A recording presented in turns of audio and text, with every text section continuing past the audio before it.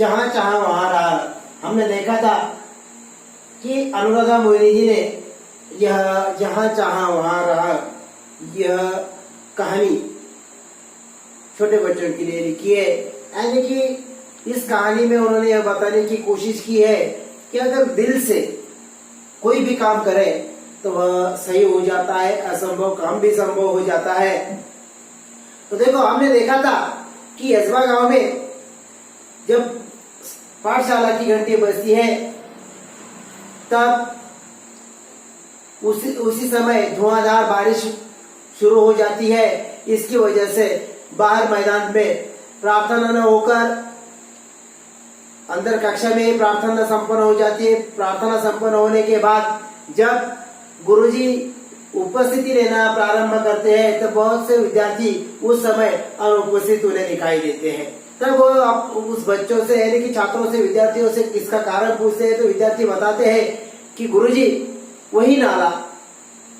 तो देखो कौन सा नाला है, क्या नाला है, यानी कि नाले में आखिर नाले की वजह से क्यों छात्र यानी कि विद्यार्थी वहां स्कूल में नहीं आ पाते, हम आगे देखेंगे। देखो, यसबा गांव के ठीक बीच से एक नाला बहता था।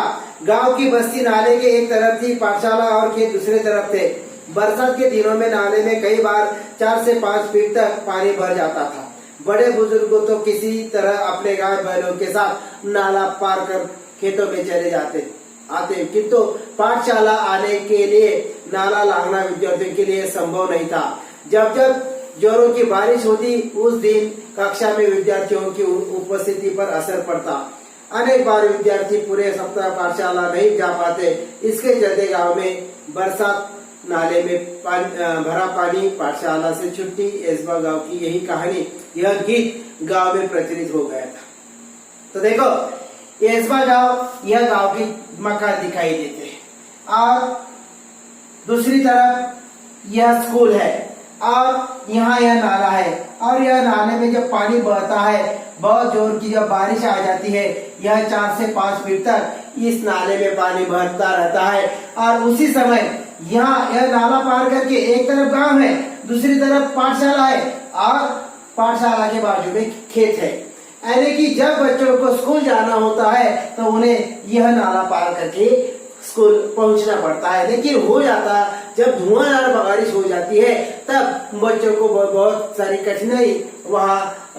कठिनाई का सामना उन्हें करना पड़ता है, मुश्किलों का सामना करना पड़ता है, क्योंकि इस नाले में 4 से 5 फीट तक पानी रह जाता है।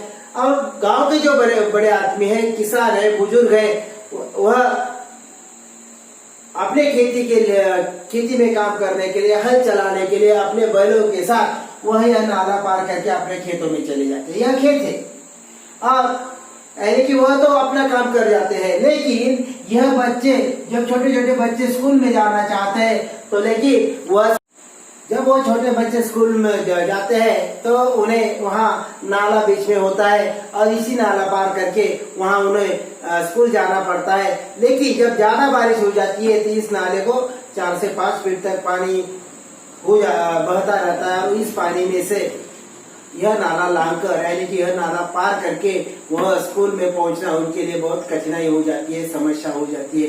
लेकिन इसी वजह से यहाँ छात्र उस दिन जब हमने देखा था कि जिस दिन बारिश बहुत हो रही थी, स्कूल में जब गुरुजी ने उपस्थिति ली तब उसी समय उन्होंने गुरुजी ने छात्रों से पूछा, विद्यार्थियों से पूछा कि आज इतने विद्यार्थी अनुपस्थित क्यों हैं।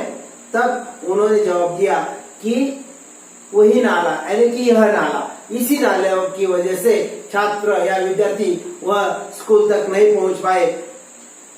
इतना ही नहीं, तब जब भी जोर की बारिश हो जाती, हर समय उस नाले में पानी आ जाता है और छात्र या विद्यार्थी स्कूल नहीं जा पाते। कई बार तो ऐसा ही हो जाता है कि पूरे सप्ताह तक वह छात्र स्कूल नहीं जा पाते। यानी कि इसी वजह से उनकी पढ़ाई पर बहुत बुरा असर पड़ता है। जो अच्छे अंक प्राप्त करने वाले छात्र होते हैं, वो होशियार छात्र होते हैं, तो वह छात्र वार्षिक परीक्षा में अच्छे अंक नहीं हासिल कर सकते या अच्छे गुण उन्हें नहीं मिल सकते। किस वजह से? सिर्फ यह नाले की वजह से। और इसीलिए जब वह बारिश आ जाती है तो उस बारिश में वह नाला बहता रहता है, स्कूल में वह छात्र नहीं जा पाते, विद्यार्थी नहीं जा पाते। तो इसी पर उन छात्रों ने एक गीत बनवाया है कि गांव में बरसात, नाले में पानी भरना, पाठशाला से छुट्टी, यह संभव गाँव की यही कहानी। यह गीत उस गांव में प्रचलित हो गया था। पाठशाला में अनुपस्थिति का विद्यार्थियों की पढ़ाई पर बहुत बुरा प्रभाव पड़ता। अच्छी श्रेणी लाने वाले विद्यार्थी भी वार्षिक परीक्षा में पीछे रह जाते थे। सब परेशान थे, मार्ग असंभव था। यानी कि क्या करें, आखिर बड़े बुजुर्ग तो वहां से चले जाते, वह अपना काम करते हैं, खेती में हल चलाते हैं, लेकिन छात्र क्या करेंगे? यह मार्ग यानी कि वह रास्ता निकलना असंभव काम था। तो देखो, असंभव में मूल शब्द संभव होता है। सही संभावना एक दिन एकाएक काम कर गई। हुआ यह कि उस दिन भारी वर्षा के कारण संभाग के अधिकांश विद्यार्थी पाठशाला नहीं जा पाए थे। दोपहर बाद वर्षा थोड़ी रुकने पर चौपाल में बरगद के पेड़ के नीचे चबूतरे पर बैठे हुए आपस में बातचीत कर रहे थे। तभी तुषार ने कहा, अरे इस बरगद के पेड़ में भूत है, यहाँ क्यों बैठे हो? भूत सब कोरी कल्पना और बकवास है। क्या हम में से किसी ने भूत देखा है? सब केवल मनगढ़ंत बातें हैं। जूही ने कहकर बातचीत आगे बढ़ाई। आज एक और अनुपस्थिति लग गई मेरी। अब तक 14 अनुपस्थितियां अनुपस्थितियां हो चुकी। इस बरसात में उज्ज्वला ने परेशानी भरे स्वर में कहा, देखो, असंभव यह जो शब्द है उसमें संभव यह शब्द है, यानी कि जो भी काम हम दिल से करेंगे तो वह संभव हो जाता है। और यही संभावना एक दिन एकाएक काम कर गई। क्या काम कर गई? हुआ ऐसे कि एक दिन जब जोर से बारिश हो रही थी, उसी समय बहुत सारे छात्र या विद्यार्थी स्कूल नहीं जा पाए थे, लेकिन जब दोपहर हो गई तो उसी समय बारिश थोड़ी कम हो गई। तो वह छात्र घर से बाहर निकलकर एक चौराहे पर जो बरगद का पेड़ था, बरगद का नहीं वडाचं झाड आपण त्याला म्हणतो, तो उस बरगद के पेड़ के नीचे वह छात्र वहां इकट्ठे हो गए। और वहां इकट्ठे होने के बाद वह आपस में बातें कर रहे थे। तो तभी तुषार ने वहां बाकी छात्र विद्यार्थी उनके जो मित्र थे तो उनसे कहा कि इस बरगद के पेड़ के पीछे नीचे क्यों बैठे हो, यहाँ भूत है। तो बाकी वहां तब बाकी ने कहा, यह मनगढ़ंत बात है। यह जूही ने कहा कि भूत कुछ होता ही नहीं है, लोग अपने मन से ही कई बातें तैयार करके सामने वाले को बता देते हैं, यानी कि वह मनगढ़ंत कहानी।